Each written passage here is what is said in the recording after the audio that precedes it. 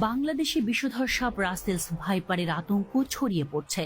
গণমাধ্যমে প্রচারিত তথ্য বলছে, চলতি বছর এ পর্যন্ত পদ্মার তীরবর্তী রাজশাহী, রাজবাড়ী, মানিকগঞ্জ সহ বিভিন্ন জেলায় রাসেলস ভাইপারের দংশনে অন্তত 10 জনের মৃত্যু হয়েছে।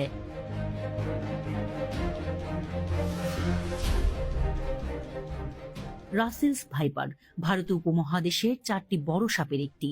ব্রিটিশ শাসনামলে ভারতে কাজ করতে এসেছিলেন স্কটিশ সার্জন প্যাট্রিক রাসেল। 1796 সালে তিনি এই সাপ সম্পর্কে গবেষণা করেন। তার নাম অনুসারে এই সাপের নামকরণ করা হয় রাসেলস ভাইপার।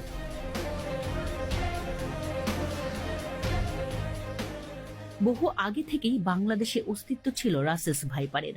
দেশের বিভিন্ন এলাকায় সাপটি চন্দ্রবোরা বা উলুবোরা নামে পরিচিত। দেখতে অনেকটাই অজগরের বাচ্চার মতো। এটি একটি ভয়ঙ্কর বিষধর সাপ। রাসেলস ভাইপারের শরীরে ছোপ ছোপ চিহ্ন থাকে, আর অজগরের মতো শরীর জুড়ে লম্বা রেখার মাঝে গোল গোল চিহ্ন থাকে।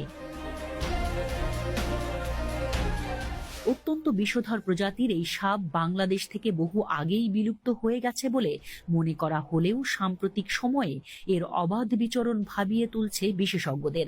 গত 1 মাসেই রাজশাহীর চারঘাট, গোদাগাড়ী, রাজবাড়ীর গোয়ালন্দ, চাঁদপুরের মতলব সহ দেশের বিভিন্ন জায়গায় দেখা পাওয়া গেছে রাসেলস ভাইপারের। গত 3 মাসে পদ্মার তীরবর্তী মানিকগঞ্জে অন্তত 5 জন প্রাণ হারিয়েছেন এ সাপের দংশনে।